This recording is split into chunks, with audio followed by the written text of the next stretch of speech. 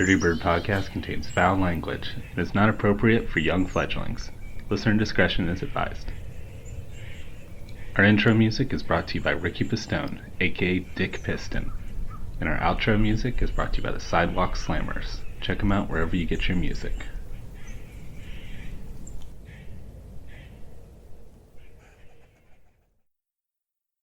Are you looking for a podcast today with ornithology and humor you crave?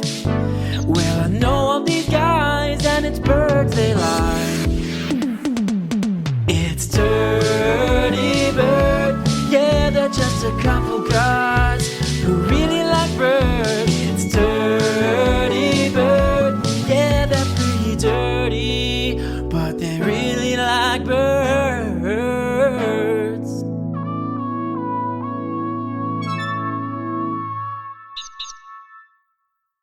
Hello, and welcome to Dirty Bird Podcast, a podcast that's serious about birds, but nothing else. I'm Dr. John. I'm your host.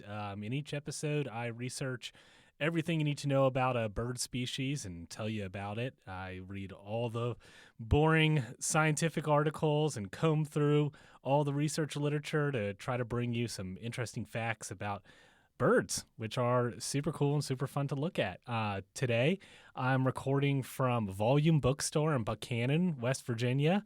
I recorded my last episode on starlings here too because this West Virginia winter has been harsh. I am not kidding when I say it is blizzard conditions outside right now.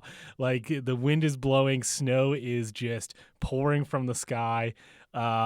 It's actually really good conditions for talking about the bird for this week's episode, the Barnacle Goose.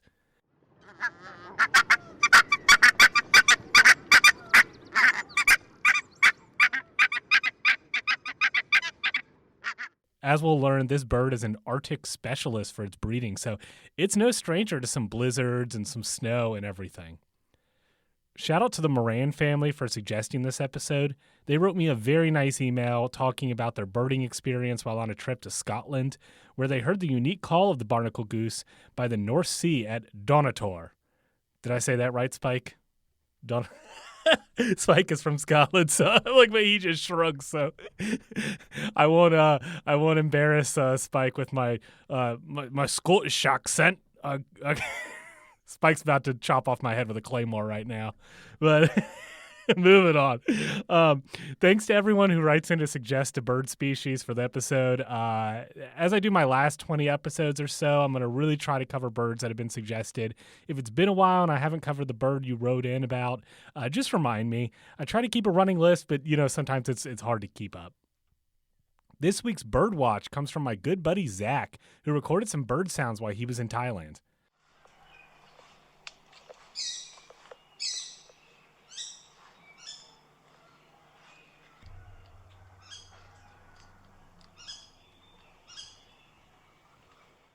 So I don't really know what birds he's hearing there. He thought maybe a myna, but maybe someone who's experienced in birds of Southeast Asia can let me know what Zach was hearing there, what we're all hearing there. But yeah, send in your bird watches, guys. Just, even if it's just a backyard recording of the birds at your feeder or something like that, send them in and I'll play them on the show. Anyway, let's start talking about the Barnacle Goose and everything you need to know about it. First off, let's start with the description of this bird. It's sort of the magpie of the goose world. It has striking black and white coloration. It does look similar to other goose species like the Canada goose and the brant, but I'll try to go over their differences. First off, the barnacle goose has a stocky, compact body that sets it apart from taller species like the Canada goose. Its bill is also short and triangular as opposed to the longer bill of the Canada goose. Its face is mostly white with a little bit of black coming off of its bill. That white face, however, contrasts very sharply with its glossy black neck, before again sharply contrasting with its white body and belly. The white face is how you tell it apart from the similarly stocky brant, which has an all-black face, and also from the cackling goose and the Canada goose, both of which only have white chin straps or white cheeks. The wings are white with black barring or speckles on top, while underneath its wings are two-toned, with black in the back and white up front. Its legs, just like its bill, are black. And I'll go ahead and launch into talking about those vocalizations of this bird that the Moran family enjoyed hearing at Donator in Scotland. Barnacle geese have been described as very noisy birds with yapping calls.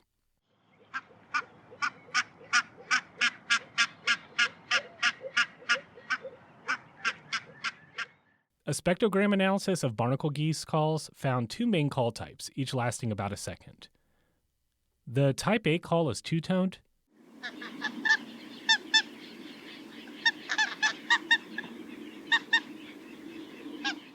while the type B call contains multiple harmonics.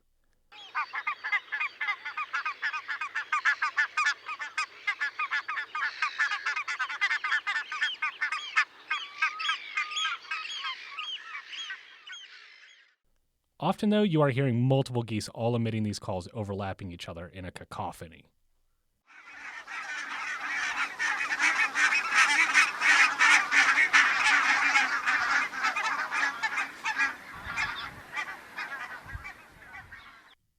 And as I said at the top of the show, with this blizzard here in Buchanan, barnacle geese would probably be at home because they are Arctic breeding specialists. And their original breeding range was along the Arctic zone from Greenland to West Siberia. However, starting in the 1980s, their breeding zone began to expand south to the Baltic and North Sea in areas like the Netherlands and northern Germany. Within just the past few decades, they can now be found breeding in Belgium, Denmark, Estonia, Finland, Germany, Holland, Iceland, Ireland, Latvia, Lithuania, Norway, Russia, Sweden, and Scotland. Whew, that was a nice little Euro tour there. They will perform a mass migration in the spring from their breeding grounds to their wintering grounds. There are three main flyways for migration that they go to three different wintering grounds. The first is the West Atlantic flyway, where populations breeding in Greenland will migrate to England and Scotland. The second is the Svalbard breeding population, an island off of Norway, that migrates to the mainland Scandinavian peninsula and also England. The third and final flyway is the Russian flyway, also known as the Baltic flyway. These geese travel the farthest as they fly from the North Sea coast of Russia along the Baltic Sea and eventually end up wintering in Denmark and Germany. Note that these are the traditional flyways, and with the expanding breeding populations of barnacle geese, the flyways have started to overlap and change. Also, in the past few decades, some populations of barnacle geese have started to delay their departure times from their wintering grounds in the Netherlands to the breeding grounds in the Russian Arctic, from early April to mid-May. It's theorized this is to avoid competition at the stopover sites from other migratory goose species whose populations, like the barnacle geese, have exploded in the past few decades. More on this later. Vagrant barnacle geese do occur in North America. In November 2005, a barnacle goose was shot and killed in Ontario. The goose was found to have been banded in Scotland the year previously. Along the eastern coast of the U.S. from Maine down to Maryland, barnacle geese can occasionally be found among other wintering waterfowl. These North American vagrants are all thought to come from the breeding populations in Greenland. There's even an account of a vagrant barnacle goose in Nebraska in 1968.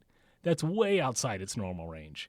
This vagrant was eventually determined to be a hybrid between a barnacle goose and a cackling goose, and was found amongst a cackling goose flock, so maybe it followed its half-brothers and sisters outside of the normal barnacle goose range. There's been multiple other reports of barnacle geese way outside their range like this, but other than the 1968 case that actually, was shot and killed and then taxidermied, so we have literally its body to, prove it. The other sightings in the Midwest have been rejected by birding authorities. So let's talk about their name. So barnacle goose. This is actually one of the cooler common names that we have covered in the show. So its common name goes way back to the medieval ages, and the idea of spontaneous generation. At this time, there wasn't a great understanding of how different animals were born. You may have heard of the famous belief that fly maggots were spontaneously generated by rotten meat because fly eggs are too small to see with the naked eye. And when maggots just start popping up in your rotten meat, of course the rotten meat is just spontaneously turning into maggots. At least that's medieval logic. Well, in the 12th century in Ireland and the western British Islands, it was noted that barnacle geese would just show up every fall, swimming around the seawater and feeding along the coast. Where did they come from? Were they migrating to their summer breeding grounds and just passing through? No! Obviously, they spawned from the goose barnacle. The goose barnacle is a really crazy organism. I didn't know this, but barnacles are actually crustaceans and related to crabs and lobsters. That's nuts. The goose barnacle resembles a crustacean more than your typical old barnacle, though. It has a long, fleshy black stalk or neck, and then the ends are split up in multiple white, chitinous spikes that do look a little claw-like. Their coloration sort of resembles that of the barnacle goose, the black and the white contrast, so I can see how the medieval people thought they were like a larval form of the goose. Also, the goose barnacle uses tough feather-like appendages called cirri to collect the phytoplankton it eats, and these do sort of look like primitive feathers. This belief was not just some sort of like folk story, but was even held by men of learning like the clergy. The historian and priest Gerald of Wales, in his book Topographia Hibernae, in the year 1118, which describes the land and creatures of Ireland, proposes a theory that the goose barnacle attaches to trees. Then when those trees fall into salt water, it causes them to grow and eventually spawn into barnacle geese. Even Carl Linnaeus seems to have subscribed to this bizarre hybrid theory of the goose barnacle and the barnacle goose. In his first few editions of Systema Naturae, he placed the goose barnacle in the taxon Paradoxa alongside mythical creatures like the satyr, hydra, and phoenix. So barnacle geese are like mythical creatures. Move over, Nessie. The shellfish origin of the... I'm just trying to get a rise at a spike here. The shellfish origin of barnacle geese led to an interesting workaround on fasting days in the Christian church. On fasting days, such as during Lent when the church forbid eating meat, it was still okay to eat barnacle geese because, they aren't really birds at all. After all, they're just like flying barnacles. They're seafood. Not everyone was sold on this theory, though. In 1215, Pope Innocent III explicitly prohibited eating barnacle geese during fasting days because even if they did spawn from barnacles, they acted like geese and should be treated as such. That didn't stop the Irish, though, from enjoying a good goose dinner during Lent. Medieval rabbis also weighed in, as traditionally Jews are forbidden to eat shellfish. However, they can eat geese if they are slaughtered in a kosher manner. So it's kind of funny that the Irish, want the goose to be a shellfish so they can eat it, but the Jews want it to be a goose so that they can eat it. Like, I wonder what the goose wants to be. Probably not to be eaten. So that's just the bizarre story of why it's called a barnacle goose. And it's funny researching this episode because I inadvertently downloaded a bunch of scientific articles about the goose barnacle and, was getting so confused about goose barnacle goose. It's just semantics, The scientific name for the barnacle goose is Branta leucopsis. The genus name Branta comes from a Latinization of the Anglo-Saxon word burnen or brennan, which means charred or burnt and refers to the dark coloration on many of the geese in this genus. The species name Leucopsis is a combination of the Greek words leukos for white and ops for face, so it means white face. So the whole scientific name together, Branta leucopsis, means charred white face. That sort of sounds like an inappropriate racial slur, but okay, moving on. Let's talk about the breeding of these birds. Like sea turtles, female barnacle geese have high natal nesting site fidelity and will return to the same wetlands or island where they were born on to breed year after year. They are colony nesters, but their colonies often quickly outgrow the island or bluff they are nesting on, forcing individuals to depart their natal nesting ground and found new colonies. They preferentially nest in areas protected from mammalian predators.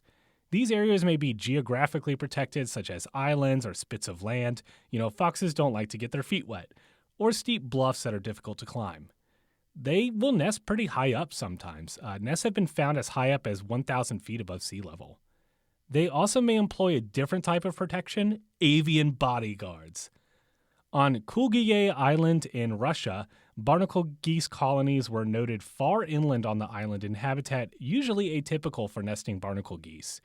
These areas did have one major draw, though. It's a popular area for peregrine falcon nests. Presumably, the barnacle geese were taking advantage of the territorial falcons to indirectly protect their nests from predators also. Barnacle geese start breeding in their second or third year of life. They pair bond and mate for life. However, before they find their forever goose, they usually have a few trial liaisons with potential partners. young geese date and hook up a bit before finally settling down to start a family. Pair bonds will not just stay together during breeding season, but also during migration and on the wintering grounds. They really are bonded for life. A study conducted in Finland found the annual divorce rate in barnacle geese was only around 2.4%. The nest of the barnacle goose isn't anything special, just a mound of vegetable matter lined with down feathers and the whole thing held together with some nice sticky goose shit. Nesting mounds may be reused year after year since barnacle geese often return to the same sites they were born at to nest. I wonder if they sometimes end up using the same nest that they were born in. Sort of like, buying your parents' old family home and they downsize and then you move into your family home and it's kind of weird. But yeah, maybe they do that. That'd be a cool study. They lay on average 3 to 6 eggs. The female performs all of the incubation while the male defends the nest from predators and other geese that may be encroaching on the feeding grounds nearby the nest. The female incubates for 24 to 26 days until eggs hatch. The female does leave the nest 2 to 3 times a day to go feed before returning to incubate. An interesting fact is that these geese engage in intraspecies nest parasitism. This is where females will lay eggs in the nest of other females of the same species, trying to pawn off all the parenting duty on someone else. A study done on an island off Gotland, Sweden, found around 1% of nests in barnacle goose colony there had attempts at brood parasitism made on them. That's not a huge amount, but it also probably underrepresents, as these were based totally off of direct observation, and there may have been many egg-laying attempts that the researchers missed. And the way that the barnacle geese do the brood parasitism isn't stealthy.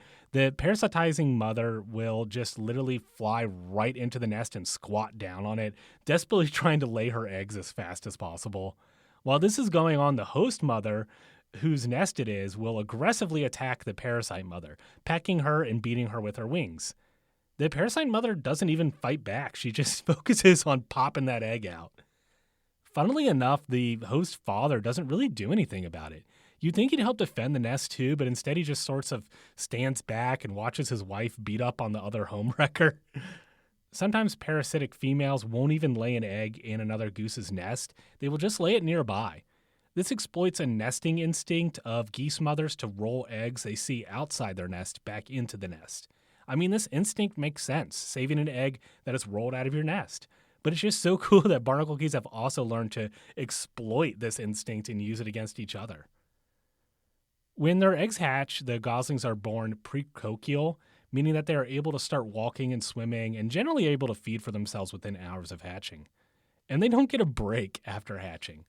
As soon as the hatch clutch is mobile, the mother, often now flightless herself due to molting, takes the goslings away from the nesting site to begin foraging and avoid predators. This departure from the nest may involve jumping down off a cliff face, swimming several miles into the ocean, and or hiking up to 15 miles once shore is reached. Goslings have to develop fast before winter returns to the Arctic and the snow and ice come back. By late August, the first migrations start in the northernmost populations. On their wintering grounds, first-year goslings will remain with their family unit, only separating from their parents once the breeding season arrives. As I mentioned a bit earlier, they perform a full molt during the breeding season. This leaves them unable to fly while they regrow their primary feathers. They're shit out of luck if they truly have to outrun a predator, because they can't really run. I read a really bizarre and sounds like fun to conduct study. It was conducted on barnacle geese on treadmills and took them up to speeds of 3 miles per hour. The geese were found to only be able to speed up the strides of their waddling walk. They're unable to convert over to a full running form like other water birds like cormorants and ducks can actually run, but barnacle geese can't. They can only just waddle faster. And the barnacle geese were only able to sustain 3 miles per hour speed for a short amount of time. They won't be winning any track and field events anytime soon. All right, so that's their breeding. Let's go into their feeding. They preferentially feed on salt marsh vegetation, especially eating the tops of marsh grasses, which represents the most recent growth and are the highest in nutritional content. They are able to survive without marsh grass, though. The barnacle goose population that breeds on the Norwegian island of Svalbard survives entirely on moss.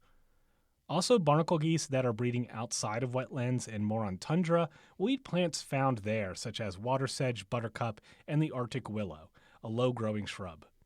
Once their eggs hatch, though, they will take their goslings to marsh areas to feed on plants like horsetail, legumes, and forb. And especially during winter, barnacle geese will be more flexible in their feeding strategy and are commonly found on more inland grasslands or especially on agricultural land and farms. They also feed extensively on urban lawns in areas where they breed or winter near human development. They seem to be pretty tolerant of humans. A study conducted on barnacle geese breeding on islands around Helsinki found no difference in breeding success of nests located on islands frequented by humans versus those that are protected. However, come spring, barnacle geese shift towards a salt marsh-based diet, likely because these plants contain critical nutrients such as nitrogen, fats, and essential amino acids needed for migration and breeding. Barnacle geese employ a breeding strategy called capital breeding, meaning they rely on fat and food stores gathered during the winter and spring to support their reproduction. This is opposed to income breeders, who, like someone living paycheck to paycheck, rely on food they are actively gathering to support reproduction. Capital breeding strategy is important for barnacle geese because the high Arctic climates they breed in are unpredictable and often experience boom and bust cycles. Barnacle geese will also eat any invertebrates they come across, and these are an important source of proteins, especially for their growing goslings. And that's another reason why they take their goslings to marsh areas, because there's more invertebrates there. Remember how I said barnacle geese like to feed on new shoots of grass as these contain the most nutritional content? Well, in undisturbed meadows and marshlands just left to grow wild with nothing eating at them, these shoots are often covered up by tougher, older growth on the plant. Think about when you look at a meadow that has grown tall and you see a lot of those long brown grass stalks. However, a freshly mowed lawn has short, green, vibrant grass.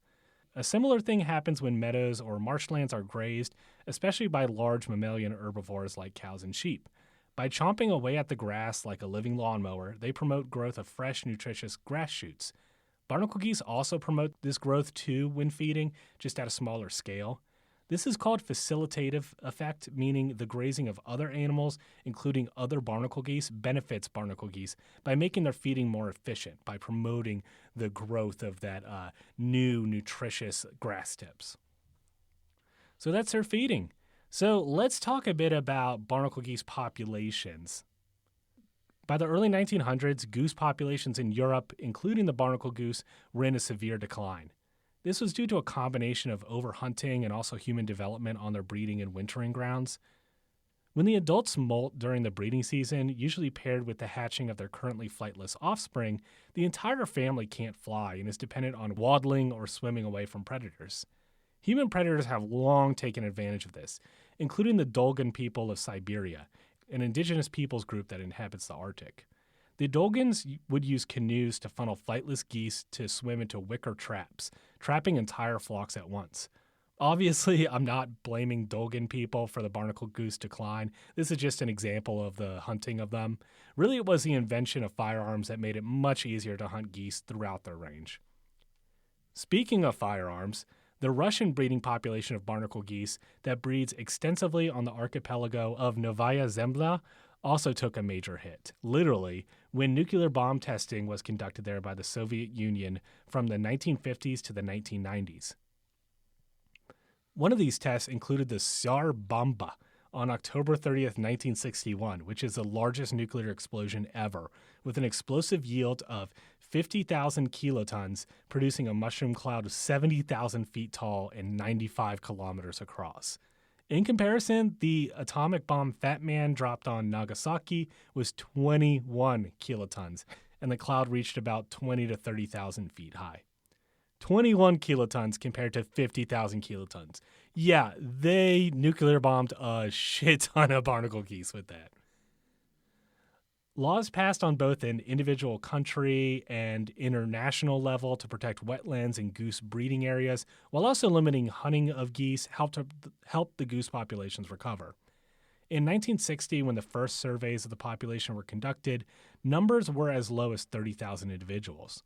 By the 1980s, though, it had increased to 112,000. Today, the global population of barnacle geese is estimated at 1.3 to 1.4 million. A major factor in goose recovery was them adapting to the use of human agricultural land as a food source. And barnacle geese are actually expanding outside of their historical range and colonizing new areas. A reason for their population explosion and range expansion south and west is that they are now exploiting different breeding habitats.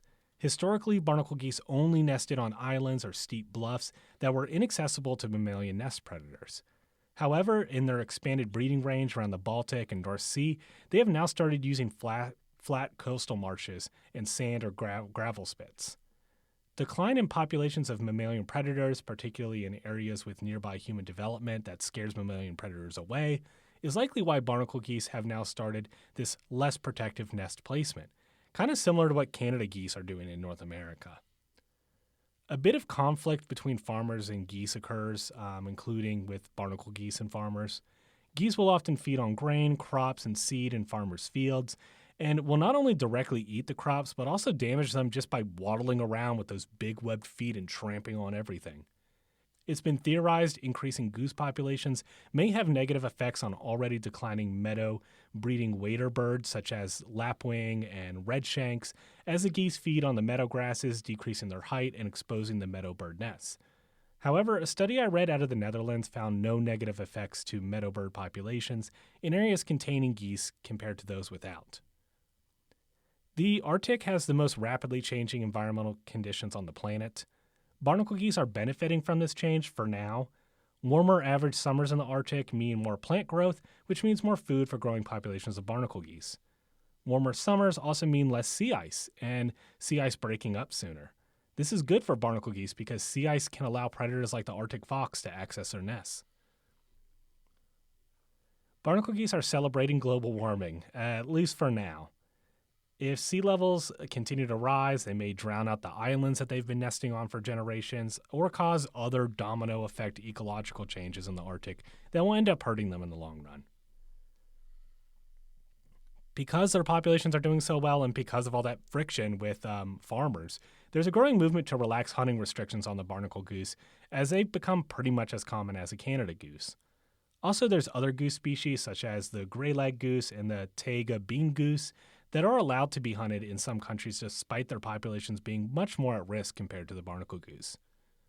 Barnacle goose appear to do pretty well in captivity and even breed successfully, resulting in some semi-domesticated populations as part of people's waterfowl collections on their private ponds. Mammalian predators of barnacle geese include raccoon dogs, Arctic foxes, and red foxes. And like I said, they attempt to avoid them by breeding or roosting on islands. They're also preyed upon by large avian predators like white-tailed eagles.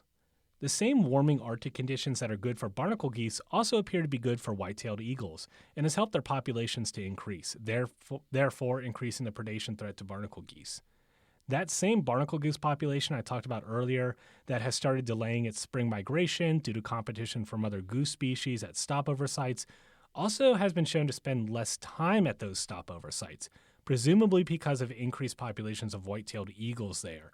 And so they just stop real quick, take a quick rest, eat, and then get the hell out of there before they get eaten by a white-tailed eagle. Most of the predation of barnacle geese occurs when they are eggs or goslings. Those same mammalian predators, especially foxes, raid goose nests and also pick off goslings. Predatory seabirds like glaucous gulls and Arctic skuas are known to eat barnacle goose goslings, particularly when they are swimming. Also, barnacle geese attempting their very first migration from the breeding grounds to wintering grounds suffer a higher mortality rate compared to older geese. After an entire summer of geese feeding on the breeding grounds, most of the good food is eaten up, and first-year barnacle geese can have a hard time accumulating enough fat stores to survive their first migration. This is especially true on isolated breeding areas like islands, where the population of barnacle geese is reaching its breeding capacity. And this may be a driving factor that causes barnacle geese to shift from breeding at the place they were born, as they're kind of innately programmed to, and instead to find a less crowded breeding site. And it really is a steep decline from egg laying to first migration. A study conducted on the Svalbard island population of barnacle geese found on average only 0.3 to 1.5 of goslings hatched ended up surviving to make it to their wintering ground in Scotland. So, I mean, they lay like 3 to 5 to 6 eggs. And of those, I mean, it's like 0.3 to 1.5 that are going to survive that first migration. Once barnacle geese survive their initial first year, though, their survival rates average around 90% each year. That's pretty good for a bird. On average, barnacle geese live about 9 years in the wild, but it's not unusual for some individuals to live into their 20s, and the oldest known barnacle goose lived to be 27 years old. All right, so let's wrap up with the evolutionary history of the barnacle goose. So this is my first time covering a bird belonging to Anseriformes, the order of birds that contains waterfowl like geese, ducks, and swans. It contains over 180 species. Their family is a sister order to Galliformes order that contains chickens, quail, and pheasants, meaning early in the evolution of birds, some 70 to 100 million years ago, they shared a common ancestor. This is during the Cretaceous period, so early chickens and ducks, I mean, they weren't chickens and ducks back then, but their common ancestors were living alongside dinosaurs. I mean, all birds are basically dinosaurs anyway, but I digress. These orders of birds first formed on the supercontinent Gondwana, one of the two pieces of Pangaea that contain the continents of South America, Africa, Antarctica, Australia, India, and Arabia all smashed together. Anseriformes is split into 3 families. Anhemidae, that contains birds called the screamers. Screamers is a super funny name. And they are kind of weird, too. Basically a cross between a goose and a peacock. There are only 3 species in this family, and they are all found in South America. The next family is Anserinetidae, the magpie geese, found in Australia and New Guinea. They are exactly as described. They look like a stork-goose hybrid, but have black and white coloration like magpies. Finally is the largest and most widespread family, Anatidae, that contains ducks, geese, and swans. There are a few early Anseriformes fossils from the Cretaceous and just after the KT extinction that show the order contains some birds much different from our modern ducks. One genus of these is Gastornis, a giant flightless bird that roamed Europe and the largest of which was around 7 feet tall. While initially these birds were thought to be ambush or pack hunters, recent evidence suggests that they were just boring old herbivores. A 7-foot-tall goose still sounds terrifying, though. Another weird Anseriformes genus was the Pelagornithidae, which I've talked about on the show before. They were giant albatross-like birds that had tooth-like projections on their bills, like beak teeth, that helped them catch fish. Both these lineages were dead-end evolutionarily, though. They eventually went extinct without any modern-day direct ancestors. There is a group of Cretaceous Anseriformes, though, that show this order had already adapted to a semi-aquatic lifestyle. This is the now-extinct lineage Presbyornithidae that sort of looked like a cross between a duck and a heron with long necks, long legs, but webbed toes and a flat filter-feeding bill. There's also another fossil. This one is a direct ancestor of today's Anseriformes. It dates from 66.5 million years ago of a specimen called Vegavis ia, named after Vega Island in Antarctica where it was found. It looks kind of like a magpie goose-like species whose neck skeleton suggests it had a trachea like modern geese, allowing it to honk. So annoying goose honking goes back at least 66 million years ago. It's really interesting that Antarctica had so much biodiversity back in the Cretaceous.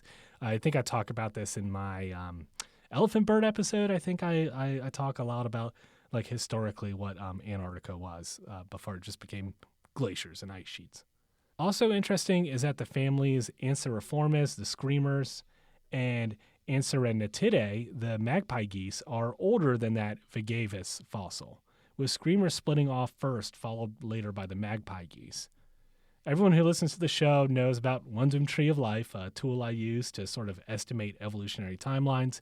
It has the whole Anseriformes order branching off from Galliformes around 70 million years ago, screamers at 68.6 million years ago, and magpie geese at 53.8 million years ago. That doesn't really match up with our 66.5 million year old Vegavis fossil. That certainly seems more like modern duck geese than it does to the magpie geese family. But oh well, evolutionary timelines are sort of guesstimates anyway. The common ancestor for the duck goose family, Anatidae, hereafter referred to as waterfowl, evolved during the late Cretaceous and was probably a large-bodied duck-like bird, as the oldest members of this family are the whistling ducks.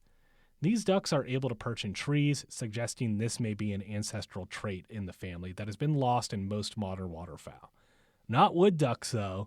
I got to do a quick tangent story on wood ducks. I was recently going on a run in Newport News Park in Newport News, Virginia, around this Warwick Dam and stuff. It actually was a site of a Civil War battlefield. It's a pretty cool little run. But anyway, I was running through the woods and kind of got spooked by I spooked a wood duck from a tree, and it spooked me. But the reason why it spooked me so much is you just don't expect to see a duck when you're in the woods, and so it flying off of the branch like that, I was literally jumped. But as a male wood duck, it was super beautiful.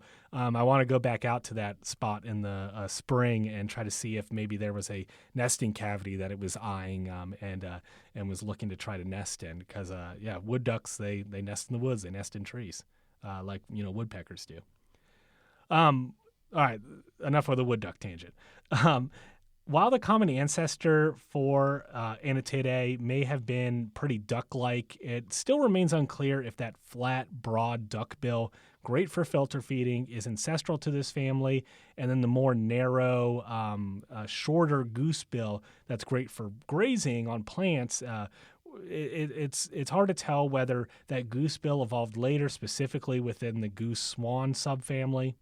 There's studies that argue with each other over whether these bills evolved once or twice, and honestly, I'm not going to duck dive into that rabbit hole. But I will say it's very possible evolution of these bills occurred multiple times in the family, as various modern duck species show a variety of bill shapes and sizes depending on their diet. It seems like those bills are able to very rapidly adapt. Anyway, the split of whistling ducks was followed by that of mass ducks and stiff-tailed ducks. All species in these subfamilies reside in South America, with the exception of the ruddy duck that is in North America too. And this just reinforces the Gondwana origin of ducks and geese, since their most basal members are all in continents that formerly made up Gondwana. The next major split in the waterfowl family came 28 million years ago between the subfamily that gave rise to all modern typical ducks, called Anatidae, and the subfamily that gave rise to swan and geese, called Anseriformes. This split occurred somewhere in the southern hemisphere, but the two subfamilies quickly began to spread across the globe. I'm going to ignore duck evolution for now. You'll have to wait for my mallard episode.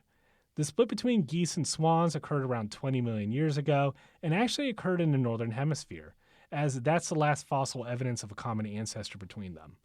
This also shows that Anseriformes had made it to North America by then too.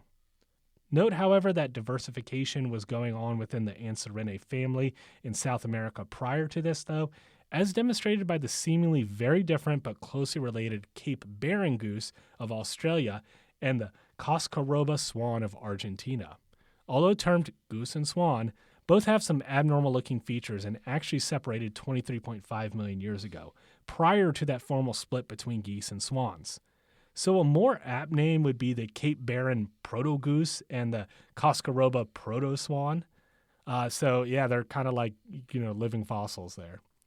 The first true geese fossils start popping up in Europe dating from the Miocene about 15 million years ago. Indeed, the most basal members of the goose family, the bar-headed goose, brant, and red-breasted goose, all have European distributions. Europe is sort of the cradle of civilization for geese, like Mesopotamia was for humans. Big things happened in the goose world 9.5 million years ago, with the split between the two major lineages of geese today, the Branta, or black geese, and the Anser, or white and gray geese. The Pliocene and early Pleistocene between 4 and 2 million years ago is when major speciation occurred in the goose family. This was a period of active cooling as the closing of the Panama Land Bridge changed ocean currents and the uplifting of the Tibetan Plateau changed weather patterns. This was actually really good for geese because it created a lot of temperate grasslands for feeding and tundra grounds for breeding. As glaciers advanced, causing isolated areas of refugia and then retreated and opened up new habitat, more and more speciation occurred.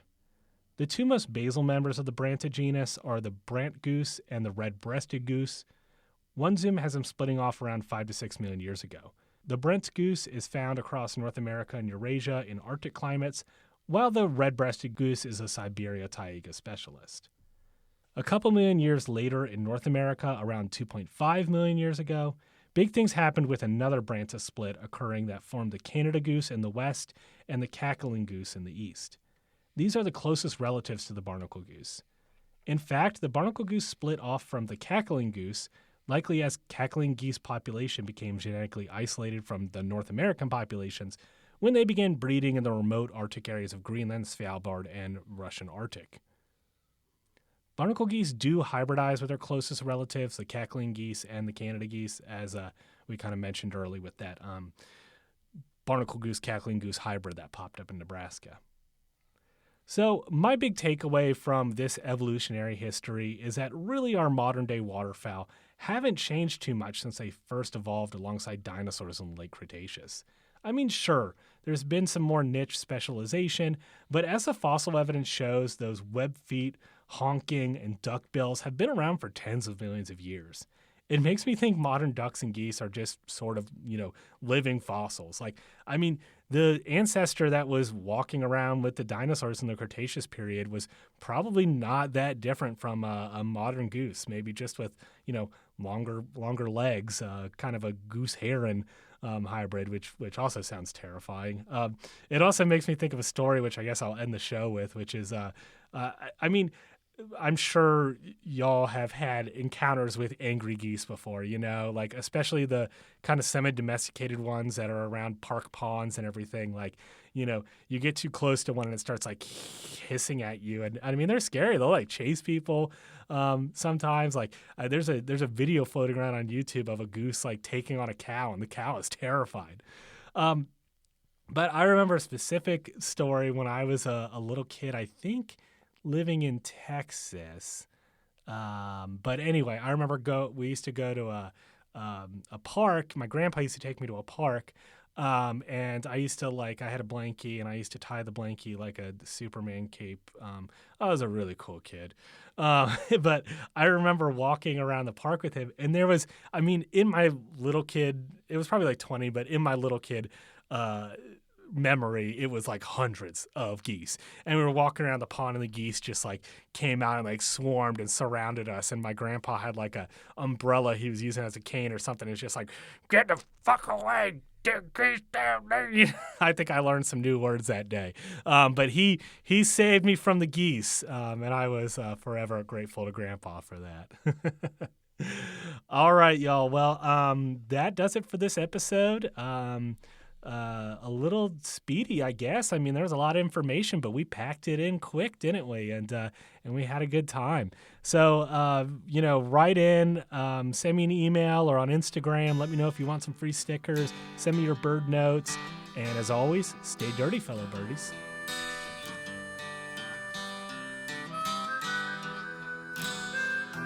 Dirty Bird Podcast is brought to you by me, John, with my rotating panel of guests and co-hosts. Thanks for being on the show, everybody. The Dirty Bird theme song is by Ricky Pistone. Check out his groovy and hilarious music videos on YouTube. The outro music you're listening to right now is a song New York Redneck by the Sidewalk Slammers. Check them out wherever you get your music. The Dirty Bird Podcast logo is by the very talented TJ Ranoski. And of course, a shout out to my beautiful wife, Lauren, who created my original logo. Check out the show notes for this episode for a full list of credits for any bird calls or sounds used in the episode. Thanks for listening.